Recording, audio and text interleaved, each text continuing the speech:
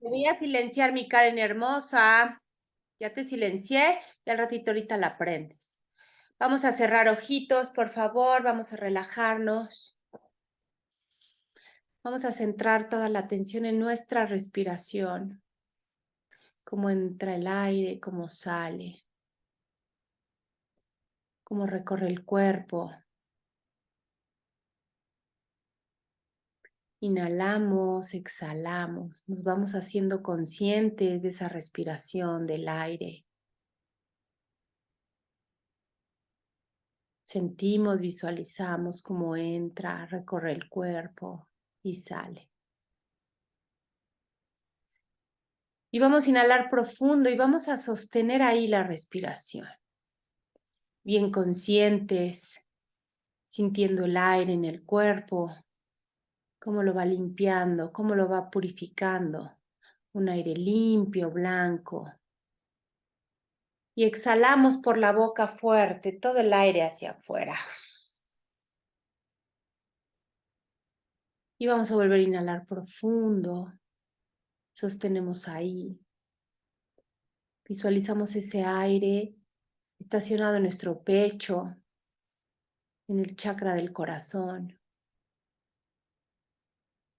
como un remolino limpiando toda emoción densa, todo sentimiento oscuro, pesado.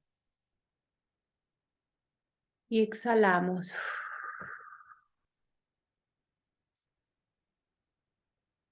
Y volvemos a inhalar profundo. Sostenemos ahí. Sentimos el aire, lo visualizamos. Limpio, blanco. Cómo recorre el cuerpo, lo va purificando.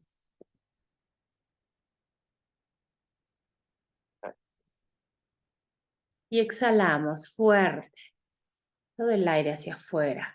Y repetimos después de mí, ya sea en voz alta o en su mente: Espíritu Santo,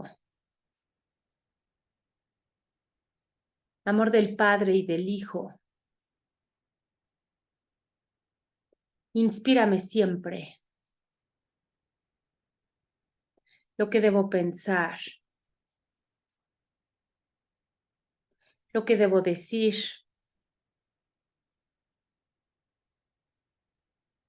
cómo debo decirlo y lo que debo callar.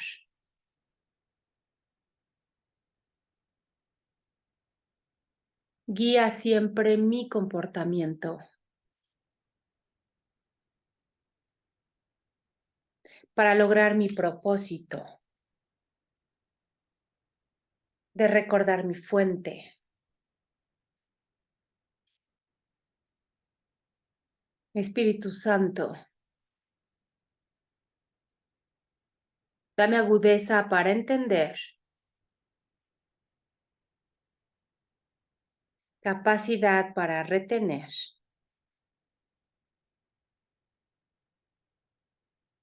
método y facultad para recordar, sutileza para percibir, gracia y eficacia para compartir.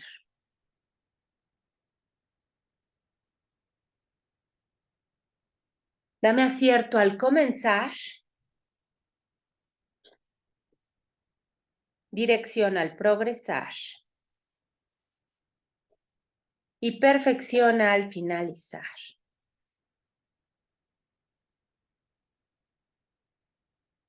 Hecho está. Amén.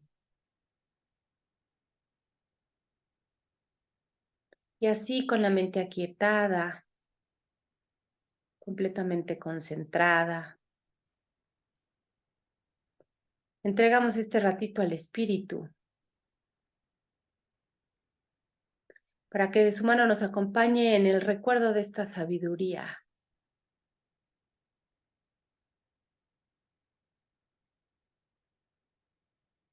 Y podamos manifestarla en toda nuestra experiencia. Desde el amor, en gracia y con agradecimiento.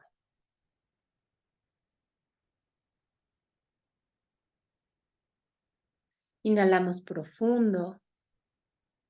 Sostenemos ahí. Vamos a visualizar una luz que entra por nuestro chakra corona. Inunda todo nuestro cuerpo.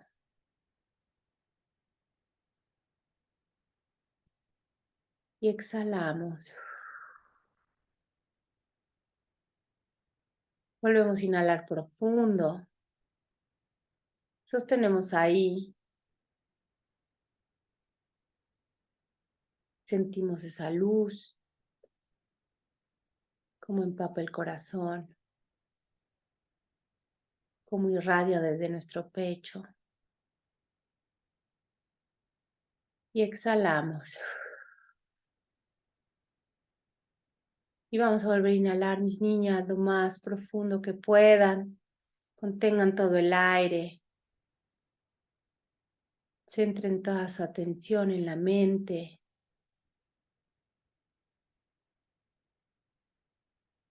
Sostienen tantito más. Visualicen la luz. Y exhalamos fuerte. Todo el aire hacia afuera, mis niñas. Abrimos ojitos y nos preparamos para comenzar a leer. Voy a necesitar que me ayuden. ¿Dónde nos quedamos la última vez, mis niñas?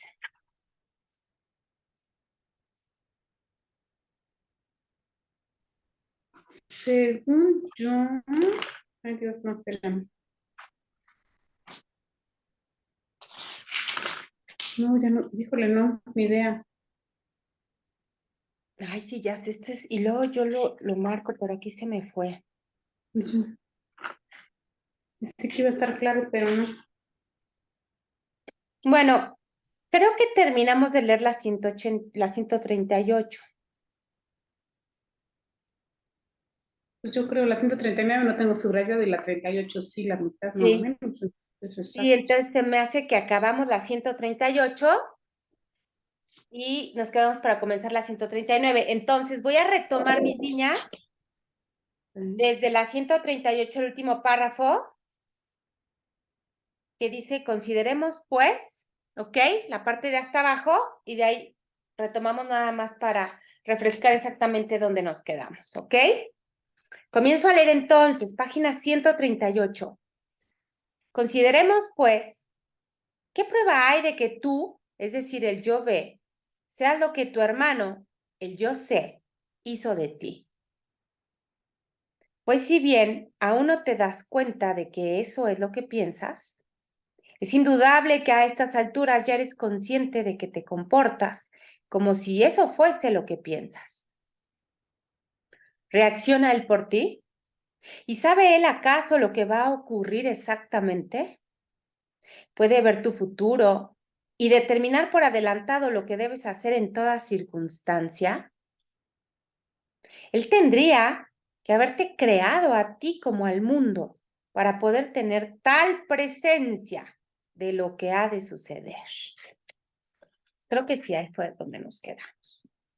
En otras palabras, dementemente le adscribimos a nuestros compañeros especiales, es decir, a los yo sé, a todas esas proyecciones, los atributos de un Dios que conocería todo sobre nosotros, incluso todos los efectos futuros que tendría su comportamiento sobre nosotros y, por supuesto, cuál sería nuestra reacción a dicho comportamiento. Pura proyección, ¿ok? Una vez ha dispuesto del argumento que afirma que podemos ser la víctima inocente de otro, Jesús procede a demostrarnos cómo es que tiene que haber otro yo, ojo, aquí donde se separan el yo ve y el yo a, tiene que haber otro yo, es decir, el tomador de decisiones unido con el ego, dos puntos, el yo a, que antedata a los yos B y C. ¿Sí? ¿Queda claro cómo el yo A es el que antecede al B, al muy lindo, y al C, a la proyección? Que tú, es decir, el yo B, seas lo que tu hermano, el yo C, ha hecho de ti, Es bastante improbable. Incluso, si ello fuese cierto, ¿quién te dio la cara de inocencia? ¿Podría ser esta tu propia aportación? ¿Quién es entonces el tú, entre comillas, es decir, el tomador de decisiones, unido con el yoa, que la concibió? Obviamente se está refiriendo a la mente, mis niñas. ¿Y quién es el que engaña con toda tu bondad y la ataca? Olvidémonos de la ridiculez de este concepto y pensemos simplemente en esto. Lo que crees ser consta de dos partes: el inocente yo ve y el pecaminoso yo ha. Si una de ellas, el yo ve, fue generada por tu hermano, es decir, por el yo sé, quien estaba ahí para inventar la otra, el yo ha. ¿Sí van entendiendo cómo aquí Kenneth Wapnick, cuestionando todos nuestros argumentos en esta dimensión, te pone a prueba para decir, bueno, si realmente fuiste víctima de tu hermano en el supuesto dado, vamos a darle el beneficio de la duda. Si tú eres la víctima del C, ¿quién fue realmente el que eligió el B? ¿Dónde queda el yo A? Y sigo, ¿y de quién, el yo B, hay que mantener algo oculto? Claro. Aún así, o aún si el mundo fuese perverso, no habría necesidad de ocultar aquello de lo que estás hecho, es decir, el yo A, el que tomó la decisión. ¿Quién lo podría ver? ¿Y qué, el yo B, podría necesitar defensa sino lo que se ataca? Sí, más o menos queda claro cómo aquí nos explica la interacción y la relación auténtica que existe entre el A, B y C, aunque nosotros en esta dimensión neguemos el A, nos convirtamos nada más en el B, víctima del C, y al A, al que decidió el B, lo dejamos afuera, por comodidad, por confort, por ego, por asociación a la forma. Y ahí dejamos totalmente de lado, olvidado el recuerdo, la responsabilidad, el poder mental, el tomador de decisiones, y me postro en el B, víctima, pobrecita de mí, de pura culpa, proyectando, proyectando y proyectando.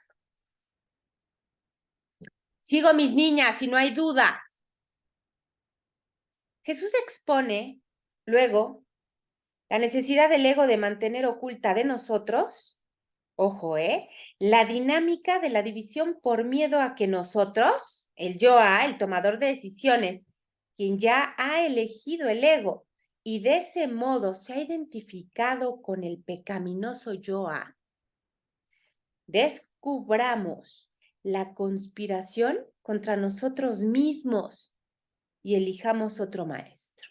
Es decir, el ego te repite y te dice todo menos recordarte, todo menos un curso de milagros, todo menos la conciencia. Sigue dormido, sigue pensando que afuera hay alguien, sigue pensando que eres víctima, para que ni se te ocurra siquiera pensar que hay otro maestro.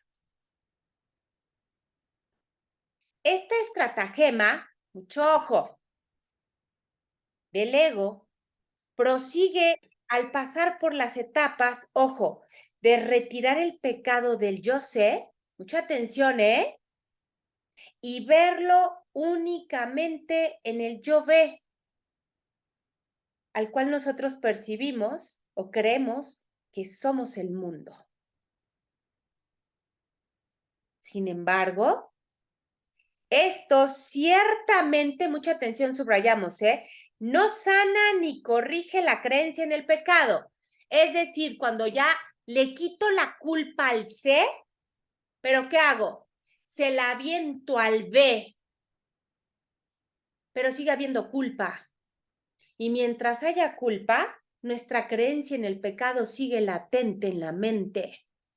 No importa dónde acomode la culpa, si la hay, sigo en el ego.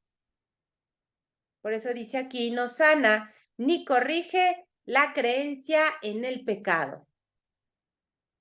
En verdad, esto, ojo, meramente refuerza nuestra culpa por nuestro injusto ataque a otro.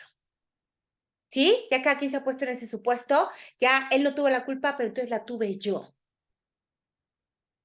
Refuerza la idea de la culpa en nosotros mismos.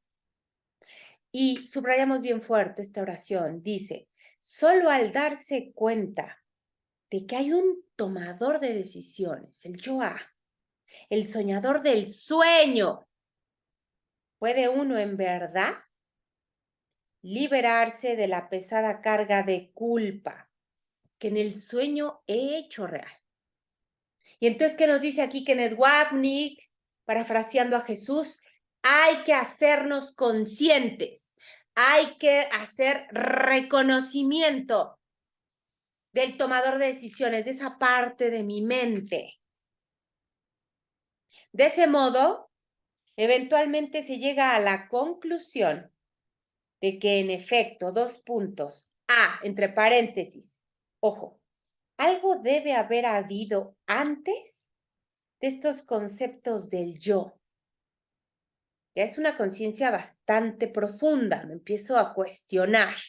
Y B, entre comillas, algo tuvo que haber llevado a cabo el aprendizaje que dio margen a que estos surgieran.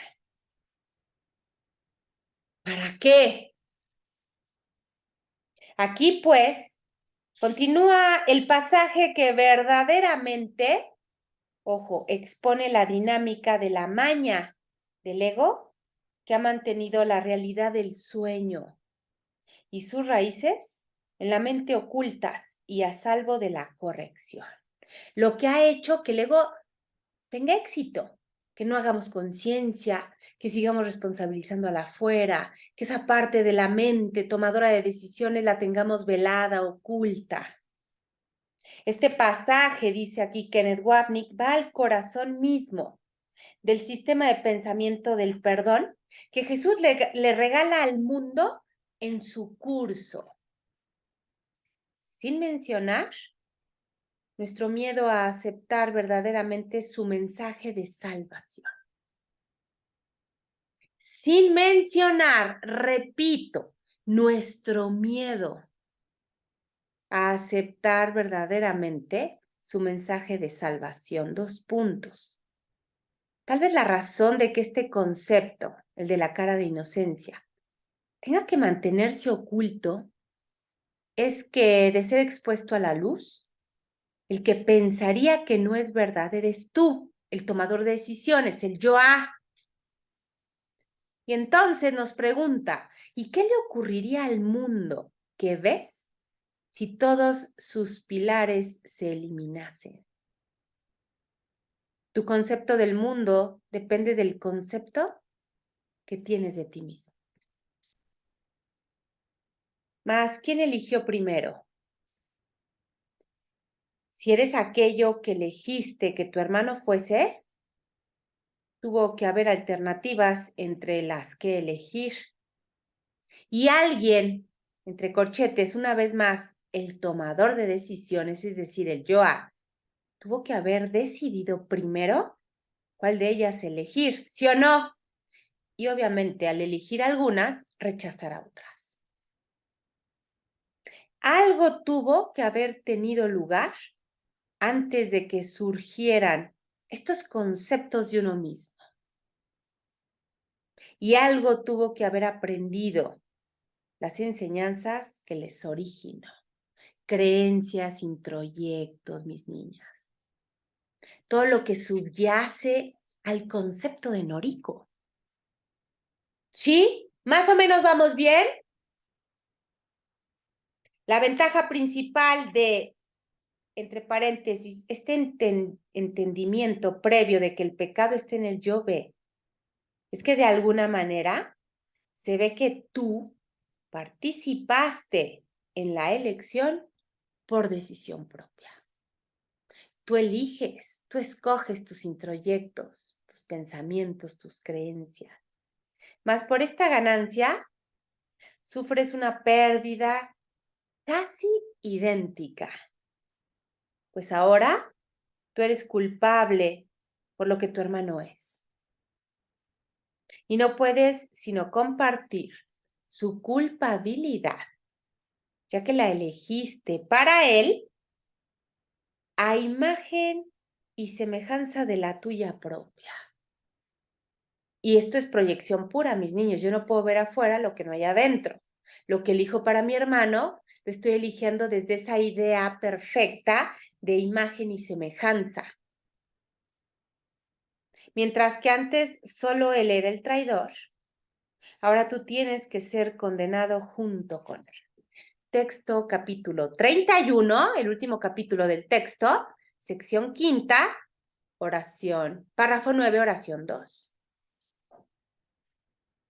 ¿Sí? Queda claro cómo el estratagema del ego, el juego del ego, te hace creer que te desbaratas de la culpa cuando se la quitas al de afuera, pero te la avientas a ti.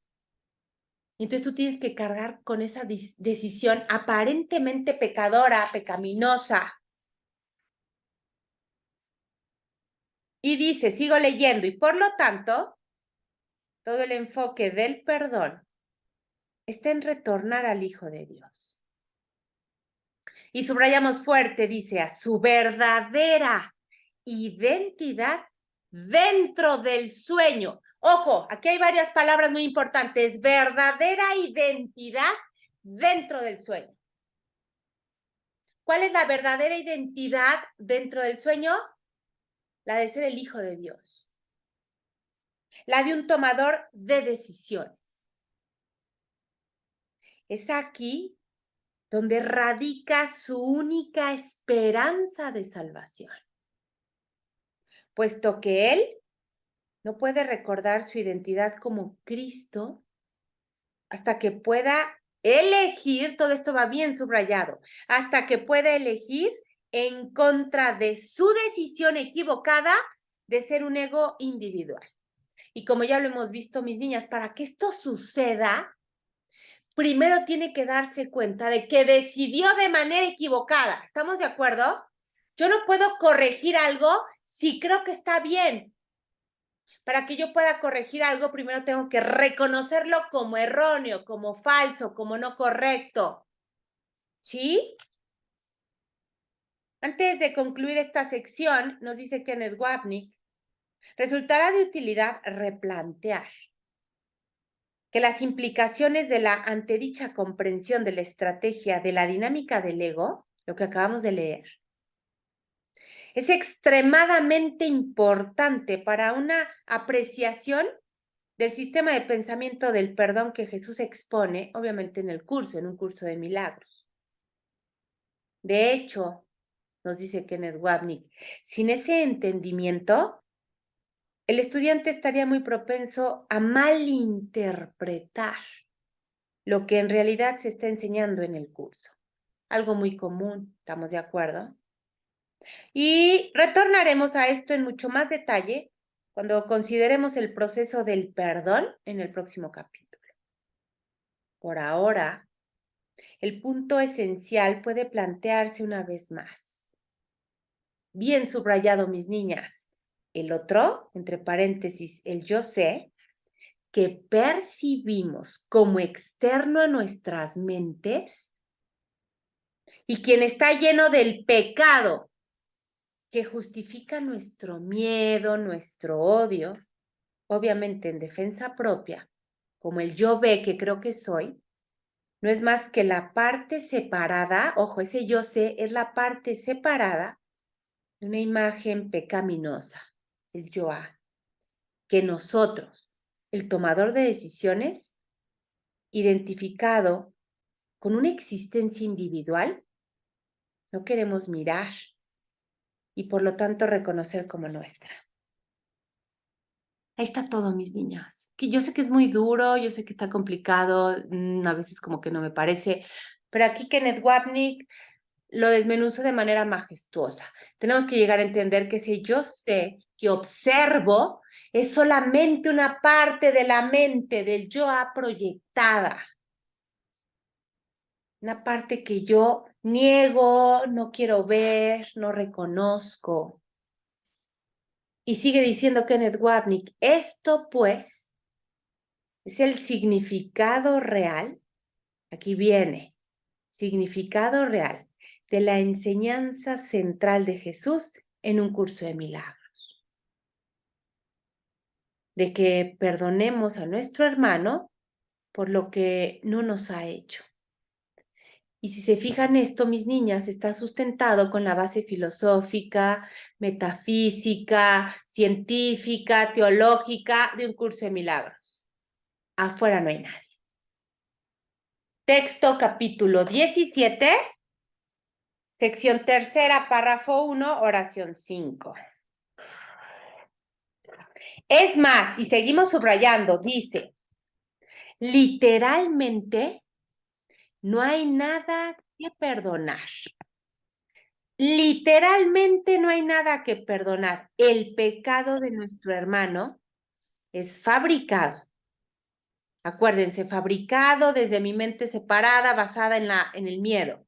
El pecado de nuestro hermano es fabricado al ser una proyección de lo que percibimos como nuestro propio pecado.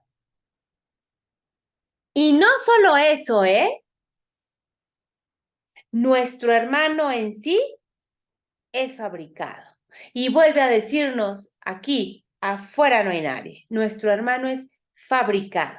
No hay ningún pecado en nuestro hermano. No existe ningún hermano individual. Solo existe un mundo de sueños en el cual todo esto solo parece suceder. La Matrix, todo eso que es como un holograma, ya lo hemos visto en películas. Y así nuestra conclusión inevitable luego de examinar el sistema de pensamiento del ego es que puesto que no existe el pecado, no puede existir un yo individual separado. Porque obviamente acuérdense que pecado y yo individual separado van juntos. De hecho, el yo individual separado es el que comete el pecado. Entonces, sin uno no puede existir el otro. Entonces, al no existir el pecado, el yo individual separado tampoco puede existir. Solo permanecen Dios y su creación. El único ser que Él creó, cual uno solo con Él. Nos dice aquí Kenneth Wapnick, lo único que existe es Dios y su creación, es decir, el único ser que Él creó, cual uno solo. Y este hecho es el verdadero significado del principio de la expiación. Mis niñas, preguntas sobre esta última parte, un comentario adicional sobre la tercera y cuarta división. Acordémonos, mis niñas, la tercera y cuarta división, la trilogía impía, el mundo de las formas, la cuarta división, los cuerpos, el tiempo, el espacio. Todo esto que leímos ahorita es como un resumen de todo lo que implica la tercera y cuarta división, muy importantes porque son las más materiales, las que más manifestamos, con las que más nos asociamos. Pecado, culpa y miedo, el cuerpo. Y Kenneth Wapnick, para mi manera de verlo, hace aquí un trabajo majestuoso. ¿Cómo nos los explica? Basándose y tomando su trilogía que hizo del A, el tomador de decisiones, el B, la víctima, el bueno, el lindo de este mundo, y el C, el victimario, la proyección, que muchas veces es Dios mismo, ¿no? Si Dios quiere y no quiso, los tiempos de Dios y nunca llegan, el Dios justiciero, el Dios iracundo, vengador. Si mis niñas, ¿tiene alguien alguna pregunta, alguna duda sobre esta cuarta división, tercera y cuarta división? Yo les recomiendo que con este libro, a mí este libro me encanta porque es la forma de retar, a ver qué tan claro nos quedó el curso. Vayan haciendo como ya les había dicho, como un resumen o como un cuadro sinóptico para que ustedes lo vayan como repasando. O sea, primera división, la idea de la separación, segunda división, el ego y el espíritu, tercera división, la trilogía en pie. Ya cuando elegí al ego, se da esa tercera división de creer en la culpa, en el miedo, en el castigo. Vayan haciendo así sus cuadros, les va a quedar mucho más claro y en la práctica me ayuda un poquito a asociarme. Claro, aquí estoy ahorita proyectando cómo asocio un pensamiento de miedo a una experiencia específica. Porque a nivel práctico, pues, nos estamos experimentando en cuerpo y a veces necesitamos esa asociación para que nos quede más claro. Bueno, si no hay dudas, seguimos. Siguiente título, el cuerpo, dos puntos, la morada del ego. Un cuerpo hermoso, atlético, saludable, un cuerpo gordo, amorfo, sin salud, como sea que se te manifieste el cuerpo en esta dimensión, es la morada del ego. El cuerpo nos da un gran parámetro para ver cómo me asocio y me relaciono con mi mente. Comienzo a leer, mis niñas, si hay dudas me dicen. El campo de batalla del especialismo y en efecto el paso final en la estrategia de las divisiones del ego, paso final, cuarta división, es el cuerpo. Lo material, la forma. Pasamos ahora a una consideración de la visión que tiene un curso de milagros de la morada del ego para su sistema de pensamiento de odio, puesto que, como ya hemos visto, el odio requiere un objeto específico. ¿Estamos de acuerdo?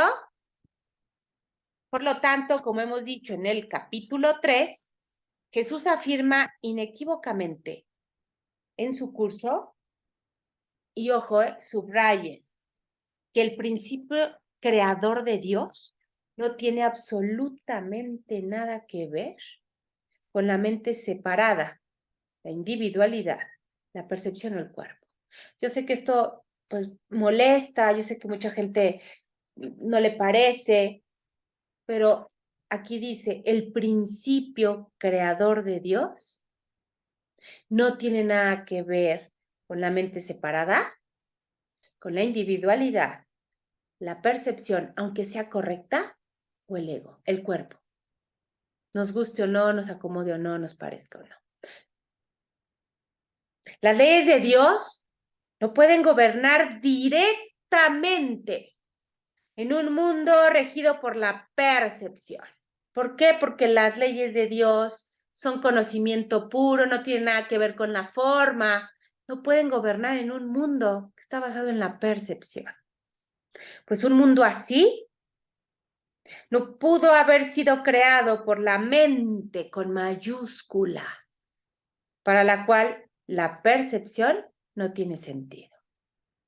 Sería incongruente, ¿no? ¿Están de acuerdo? O sea, yo estoy en contra de algo, pero participo, lo apoyo, lo fomento, no se puede. Texto capítulo 25, sección tercera, párrafo 2, oración 1. Y del libro de ejercicios leemos las siguientes palabras que reflejan la no dualidad de la eternidad del cielo, contrastada con el mundo claramente dualista del tiempo y del espacio. ¿Por qué esperar el cielo? Se encuentra aquí hoy. El tiempo es la gran ilusión de que el cielo se encuentre en el pasado o en el futuro. Mas esto no puede ser cierto. Ojo, si el cielo es el lugar en el que la voluntad de Dios dispone que su Hijo esté. ¿Por qué? Porque ya está entonces.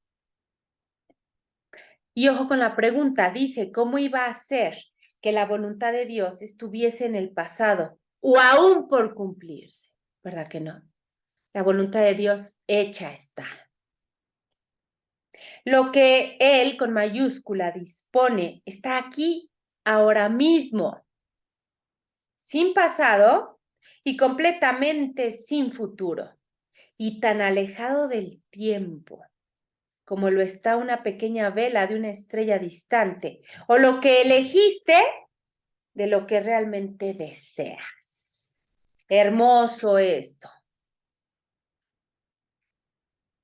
El cielo sigue siendo la única alternativa a este extraño mundo que construiste y a todas sus idiosincrasias, a sus patrones cambiantes y metas inciertas, a sus dolorosos placeres y trágicas alegrías. Dios no creó contradicciones. Aquello que niega su propia existencia y se ataca a sí mismo, ojo, no es parte de él.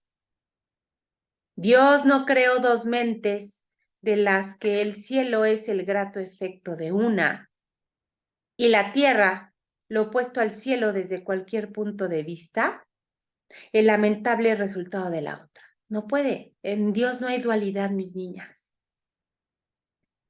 Dios no está en conflicto, ni su creación, con mayúscula, está dividida en dos. ¿Cómo iba a ser posible que su hijo estuviese en el infierno cuando Dios mismo lo ubicó en el cielo? ¿Cómo podría él perder lo que la voluntad eterna le ha dado para que sea su morada para siempre? ¿Cómo podría el Hijo de Dios perder su morada? Imposible. No sigamos tratando de imponer una voluntad ajena al único propósito de Dios. Él está aquí porque esa es su voluntad. Y lo que su voluntad dispone se encuentra aquí ahora, más allá del alcance del tiempo. Ejercicios. La lección 131. Como para que irle a dar un repasillo, ¿no? Los tiempos de Dios. Luego esa frase nos da mucha paz. Ay, los tiempos de Dios son perfectos. Dios no tiene tiempos, mis niñas. Esa frase, los tiempos de Dios, es como una contradicción implícita. Dios no tiene tiempos. Lo que la voluntad de Dios decidió está aquí y ahora. No obstante, a pesar de su fuerte y consistente posición no dualista, un curso de milagros me encanta. No ataca al mundo o al cuerpo, ¿verdad que no? Al contrario. No, nunca nos dice que lo neguemos o que lo ataquemos, ni habla de ellos en tonos despectivos, como lo hacen otros sistemas espirituales, los más notables de los cuales fueron muchas de las enseñanzas de los gnósticos. También son de gran interés aquellos pasajes del curso que reflejan nuestra denigración de nuestro hogar ajeno. En uno de esos pasajes, Jesús se dirige a nosotros, 2 puntos. No lo condenes, entre paréntesis, al Hijo de Dios. Viéndolo dentro de la putrescente prisión, entre paréntesis, el cuerpo, en la que él se ve a sí mismo. Texto capítulo 26, sección primera, párrafo 8, oración 3. Y antes en el texto dice, y deseas tener por morada a tu padre, y no a una mísera choza de barro, entre paréntesis, el cuerpo. Capítulo 19. ¿Qué hace aquí Kenneth Wapnick? Y esa es parte de la que me encanta de este libro, que toma algún párrafo, alguna parte del texto, y donde hubiera podido haber confusión, por ejemplo, esa parte mísera choza de barro, que es una metáfora, Kenneth Wapnick va directo y te lo pone entre paréntesis, se refiere al cuerpo, la putrescente prisión, el cuerpo. ¿Sí? Y eso me va dejando mucho más claro todas esas metáforas que Jesús utiliza en el texto. cómo se refiere el texto al cuerpo. Oye, una pregunta. Nosotros, sí está bien decir, así, ahora sí que gracias a la vida y gracias porque estoy aquí. Híjole, Porque aquí no es nuestro lugar, ¿no? Entonces, o sea, ahora sí que estoy, ahora sí que por error, ¿no? O bueno, estoy en este sueño donde y no entonces, pertenezco. claro, y viéndolo así, mi Silvia hermosa y todas, ojo, y ese es un cuestionamiento que yo me hago muy seguido, viéndolo Ujú. así, si este no es mi lugar, si esta fue una decisión equivocada, si yo no soy un cuerpo, verdaderamente me levanto y digo, ay, gracias por la vida, Gracias por este día. O sea, pues obvio no, obvio no. Hay una lección, se las voy a encontrar y se las voy a mandar, de esta Sara, donde habla ujú. del agradecimiento, donde el agradecimiento está muy mal enfocado en esta dimensión. O sea, yo agradezco, pero muy mal entendido. O sea, yo agradezco en la vida, yo agradezco la casa, que tengo comida, que tengo salud. Y ese no es agradecimiento. El agradecimiento tiene que ir muchísimo más allá de la forma o de lo que representa la forma. Cuando yo tengo esa comprensión, mi agradecimiento va mucho más allá de agradecer la vida, el arbolito o que amanecí. Sí, porque sería un tanto como agradecer la ilusión, Exacto. seguirle dando Exacto. realidad. Entonces, El por sueño. eso, o sea, me suena raro desde que así como que y le doy gracias a la vida, gracias a la vida, pero ¿de qué? Porque no, de aquí no soy, ¿no? Y como dice Marla, gracias a la vida sería como implícitamente decir gracias a la ilusión. Y Exacto. entonces nada más voy a agradecer la ilusión cuando vaya conforme a mis deseos, conforme a mis expectativas, porque a poco cuando nos vamos a la ruina o me quedo sin casa o me deja el marido, pierdo el trabajo, digo, ay, gracias a la vida. Por eso esas gracias son tan condicionadas a mis deseos, a mis expectativas, a mi ego. Las gracias van mucho más allá de lo que el mundo aparentemente me ofrece, la vida física. Otra cosa sería gracias al recuerdo de la vida eterna, mi esencia, mi fuente, que va mucho más allá de la forma, que va Exacto. mucho más allá del cuerpo. Pero si yo solo agradezco porque hoy me levanté y me levanté sana y no me duele nada, el día que yo me levante con un dolor o con un malestar, entonces ya no agradezco. Entonces, ese gracias tiene que ir mucho más allá de la forma. Y muy bien, mi Silvia hermosa. Y me encanta la comprensión que vamos teniendo, de que va más allá. Y no es dejar de ser agradecida, sino agradecer desde el espíritu, agradecer desde el recuerdo, agradecer desde el alma, desde nuestra fuente, desde lo eterno. Pero si se fijan, solo agradecemos lo tangible, lo físico. Gracias por la vida. Y me refiero a la vida ahorita como se está presentando de acuerdo a mis deseos. Pero también agradezco cuando no se presenta de acuerdo a mis deseos, cuando pierdo el trabajo, fallece alguien, choco, me roban. ¿Por qué ahí no agradezco? Porque agradecí solo en función de la forma. Agradecí la Bueno, ilusión. ahí como tú dices, ¿no? Cuando tenemos, pues no sé si pueda decir, la comprensión del curso de milagros, cuando tú nos has enseñado a ver el más allá, sí agradeces, ¿no? En verdad, te Todo. queda, te queda, te queda claro ahora sí que los hechos, ¿no? O sea, cómo El se para tuvo que qué. llevar.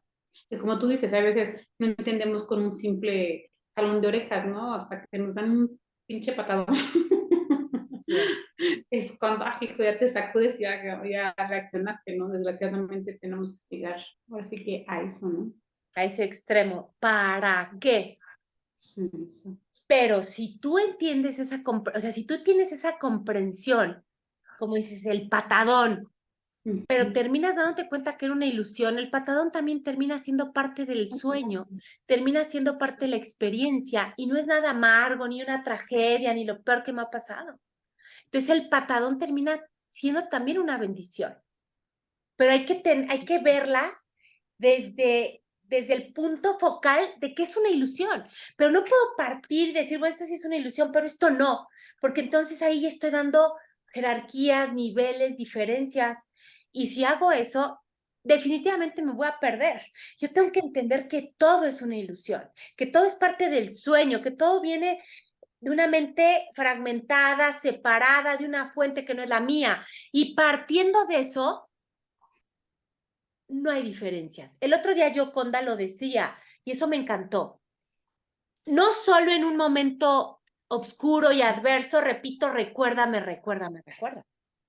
También cuando me estoy sacando la lotería, encontré al príncipe azul, me compré el coche del año y me dio en el trabajo de mis sueños, también repito, recuérdame, recuérdame, recuérdame. Porque eso también es parte de la ilusión. Y me suelo perder. Pero ¿qué pasa? Que el ego te dice, no, en esos momentos lo que menos quiero es recordarme. Esto es ahorita mi realidad. Lo que siempre soñé es mi sueño. Imagínate que te digan, también es un sueño, también es parte de la ilusión. Por eso mucha gente yo le caigo bien gorda. Porque estoy viviendo mi mayor ilusión, mi mayor sueño, lo que siempre soñé. Recuérdame, recuérdame, recuérdame también ahí en esos momentos. Y te incomoda, pero es parte. Si realmente quieres darle una verdadera balanza al sueño, tienes que pedir recordarte tanto en el bonito sueño como en el feo. Pero si nada me quiero recordar en el feo y en el bonito, ay, no, en ese ni Dios te me acerque, porque ahorita estoy cumpliendo lo que siempre soñé. Inevitablemente te caerás al abismo cuando eso que siempre soñaste se derrumbe y que inevitablemente nos dice Jesús en el curso, se derrumbará. Entonces esa parte, mi Silvia hermosa, Marla, es súper importante tenerla bien clara para no abrazarnos del sueño cuando nos convenga y querer soltarlo cuando ya no nos acomode. Exacto. Pero es la parte yo creo que la más dura del curso y de esta conciencia, pero es la única que nos va a dar la libertad, la paz auténtica, porque entonces empiezas a observar todo el afuera como lo que es, una ilusión, un sueño, todo, no nada más lo que me acomoda, lo que no me gusta, lo que me conviene de determinados días, todo. Y ahí empiezas a encontrar el balance, la verdadera estabilidad, el verdadero equilibrio. Muy bien, mis niñas.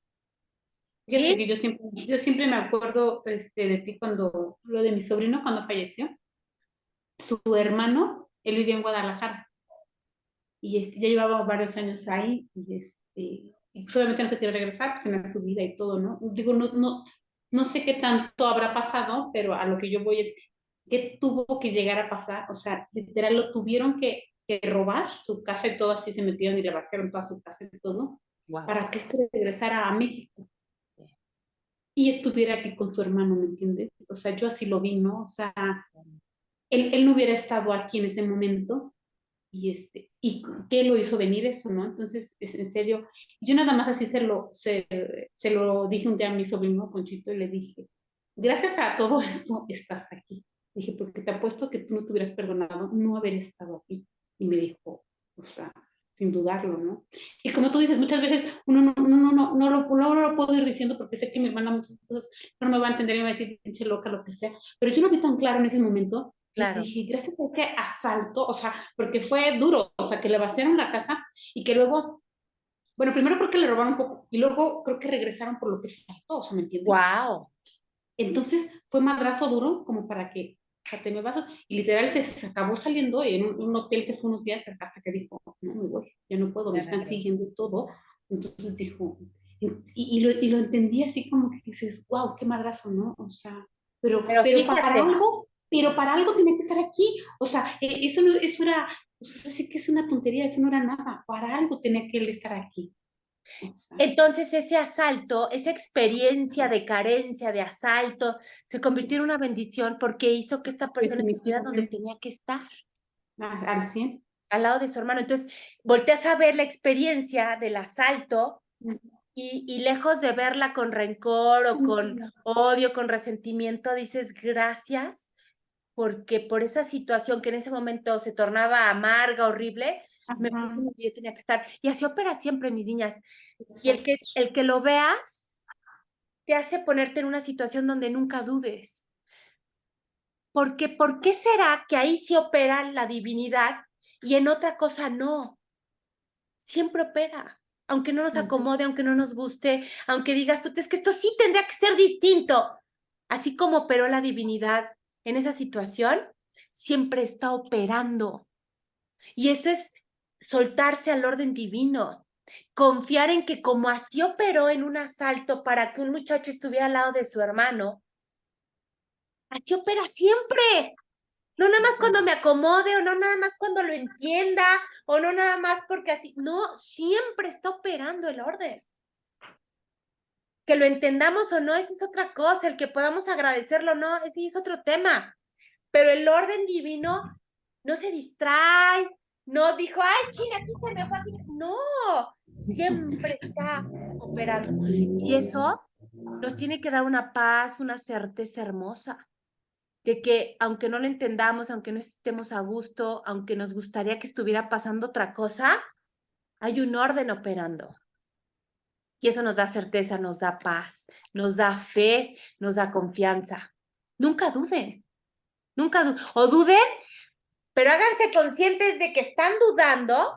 Y a mí me ayuda, por ejemplo, mucho eso. Yo así como, obviamente no tan extremo, pero yo tengo un ejemplo en mi vida que me ayuda mucho a recordar el orden divino. Entonces, cuando yo estoy en una situación donde yo, Noriko, personaje, ilusión, ego, cree que debería de estar siendo de otra manera, retomo ese recuerdo y digo, a ver, Noriko, aquí opero el orden divino totalmente fuera de lo físico, del mundo. ¿Por qué ahorita no tendría que estar operando? Y lo suelto. Y lo suelto y lo entrego y digo, claro, aquí también está operando el orden divino, así como ese recuerdo que tengo, y me tengo que soltar, lo tengo que liberar, entregarlo. Y eso ayuda mucho, mis niñas, a seguir en paz. No, no es que quite el enojo ni vaya yo flotando por el mundo, no, porque sí, cuando lo observo me enojo, pero cuando lo reconozco lo entrego y entonces voy más tranquila y no ando deseando cosas que no están en mi proceso y que aparte cuando las observo de mejor manera con el espíritu, me dan muy claro en la enseñanza, la lección, la bendición. Entonces, qué padre, mi Silvia, que tengamos esos ejemplos, porque de ellos nos agarramos para recordar el orden divino, que no se escapa, no se va, no se distrae, no, chin, se me fue el orden. Nunca. Siempre está. Yo todo el tiempo pienso, cuando digo, todo eso me queda grabado y siempre pienso, ¿no? O sea, cuando estoy así exactamente en un lugar de que queda, siempre digo, ¿qué tengo que hacer aquí? ¿Para qué vine a ver? ¿Qué tengo que ver? Siempre. Ya, dudar. Una vez leí una frase hermosa que decía, no hay momento equivocado, no hay persona que sobre en este mundo, todo opera dentro de un orden. Pide entenderlo, no pidas cambiarlo, no pidas manifestar una ley de yo deseo esto, no, porque quizá esto que deseas no es lo que más te conviene, no es lo que más te conviene. Ríndete a lo que está sucediendo, porque eso que está sucediendo está completamente abarcado por un orden. Entrégalo, ríndete. Eso sí es garantía de libertad, de paz y de poder agradecer. Pero no agradezco la forma, agradezco el entendimiento más allá de la forma. Sí, mis niñas, aquí le vamos a dejar. Excelente, gracias, Noriko. Déjenme marcarlo para que el próximo miércoles y vamos a empezar. ¿Y dónde quedan? ¿No obstante o en siguiente? Ajá, no obstante, ahí vamos a empezar la próxima clase después de haber leído esto de la lección 131, que es divina, que habla de eso. La creación de Dios es una, no dual, siempre la misma. ¿Sí? Y el próximo miércoles empezamos con la otra partecita y nos quedamos con eso. El orden divino nunca se equivoca. Siempre recordemos donde se ha manifestado el orden divino y se sigue manifestando siempre. Aunque no nos guste, aunque no nos acomode, aunque nos incomode, aunque nos moleste, aunque nos duela, entreguémoslo para que podamos transitarlo en paz. Mis niñas hermosas, muchísimas gracias. Qué hermosa clase. Les mando un beso. Las veo algunas mañana. Besos, bye bye. Bye, bye, mis niñas. Gracias. Bye.